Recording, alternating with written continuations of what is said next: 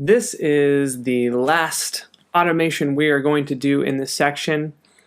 While it does include a lot of basic automations, we're going to compile and group together a bunch of them to complete one sort of theme or a thematic automation. And that automation is a life recorder.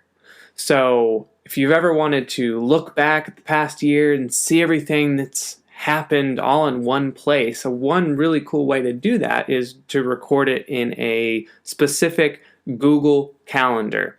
We're going to do this in Zapier because it's just a little bit easier to group things, and you'll see why when we get in here.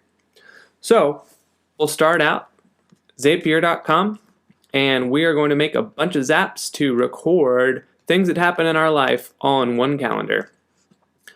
So when we get here, instead of going to this, what do you want to automate today? I'm going to click make a zap, and that will get us right into the more robust builder. It'll be a little bit easier. The first thing we're going to do, actually, before we even create the zap, so step back just a moment, is we're going to create a Google Calendar called My Life, and that's where we're going to record everything. And then just to review, or just as a summary of what we're going to do, we're going to take tweets that we've made and we'll record those in the calendar. We're going to take all the starred messages on Slack and put those into the calendar. And we're going to take Todoist completed tasks and put those in the calendar. And then we could do a lot of other things, but we'll just stop there so you can get the idea.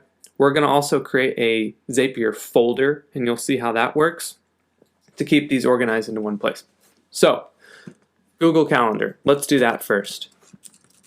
So, I'll go into Gmail, and once we're here, I am going to go to Calendar.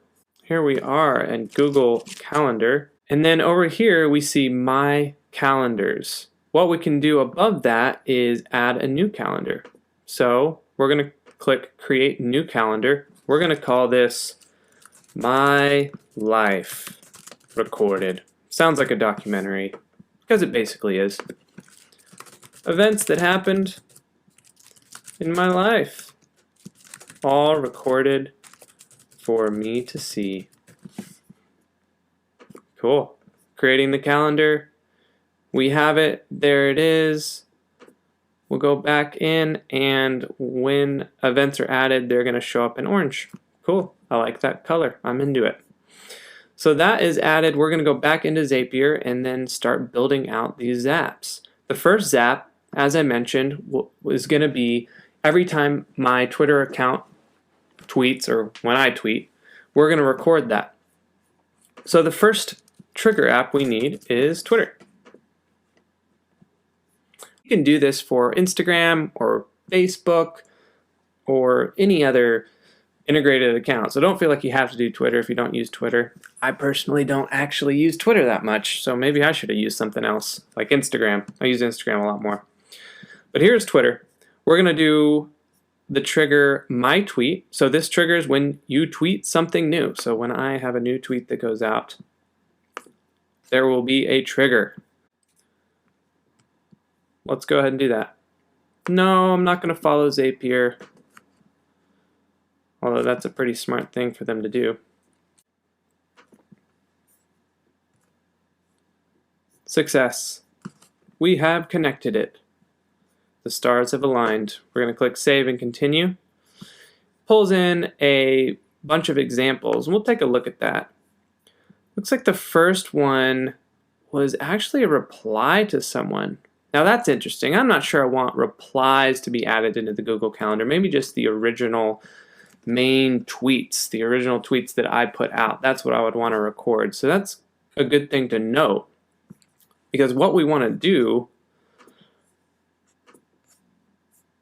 and here's an original. So we're going to select that for the test. What we're going to want to do is create a filter here, and that way, if a tweet is a reply, we're not going to move forward.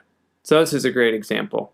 So the next step we want is a filter. Now this is a little bit more advanced, but I think you guys are ready.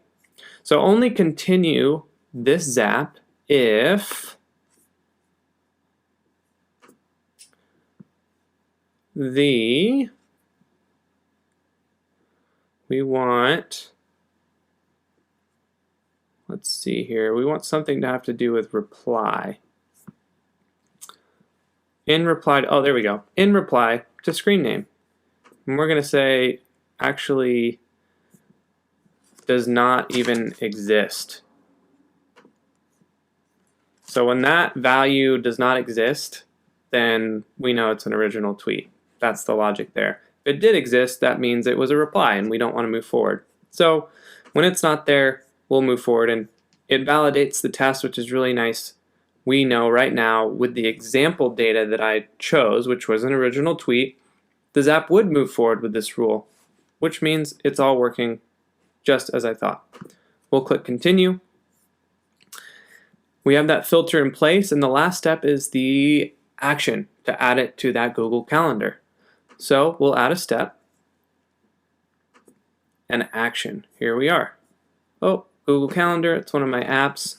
And you'll see your Google Calendar there as well if you clicked the one-click install of all the Google apps that we did at the beginning. If you can remember that video, Google Calendar will be automatically connected. So the action we want is to create a quick add event. We could create a detailed event, but then we have to go in and really define each field. If we do a quick add event, Google actually looks at the data we're sending it and will look for dates and times and descriptions and kind of fill everything out by itself.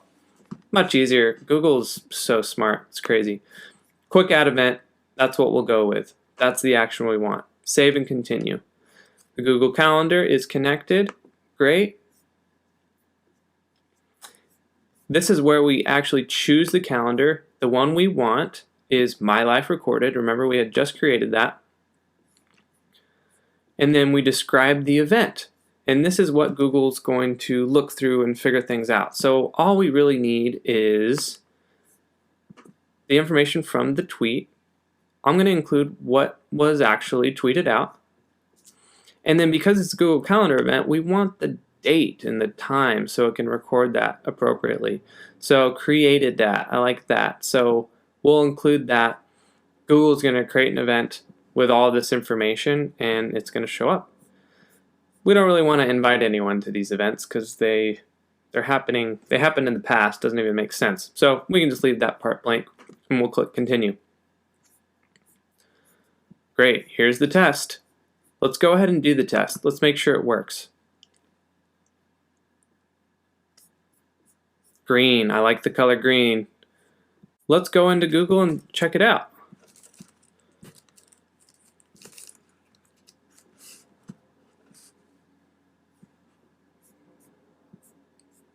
My Life Recorded. You know, that last tweet I made was probably from a really, really long time ago. That's why it's not going to show up. I told you I don't tweet much.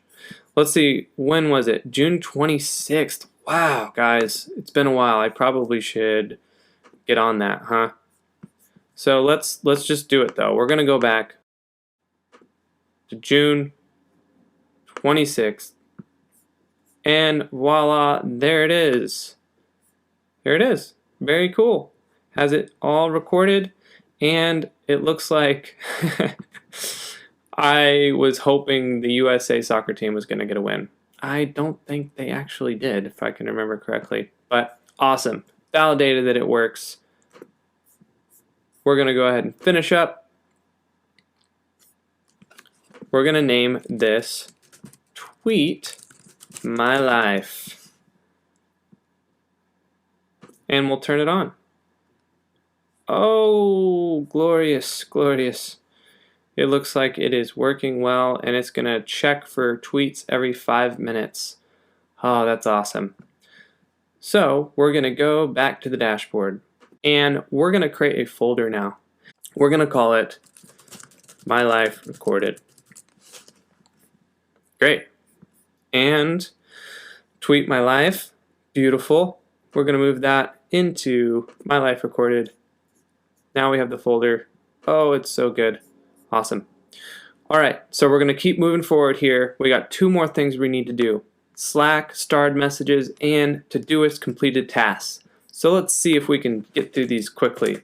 Slack, boom. New starred message, just what we need. We're going to connect the account. Great, so we are connecting Slack, and it does so much for us. I love Slack.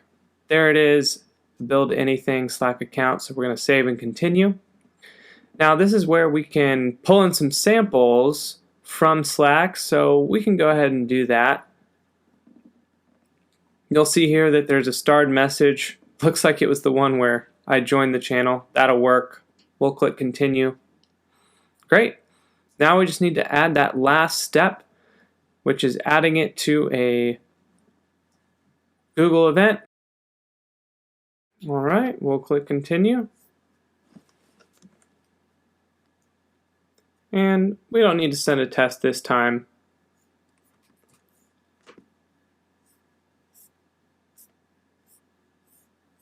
We'll name it Slack Starred to My Life. No, we'll make it look better than that. Slack Starred to My Life. Turn it on.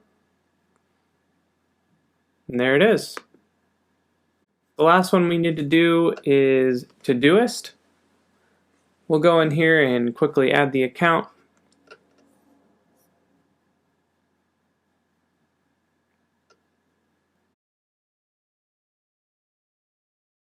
Great, we have it connected. Click Save and Continue. The project we use, we'll just use automations for now.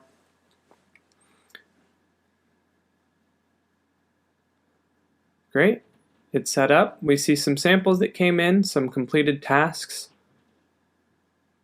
That'll work. Okay, and of course the last step, we need to add it into Google. So we'll just do this real quick. Should have gotten the hang of this already. Okay, we'll skip the test. We'll finish it up. We'll give it a name. We'll add it to our My Life Recorded and turn it on. Perfect. So now we have a folder, My Life Recorded, with all of the zaps that we need included in the folder.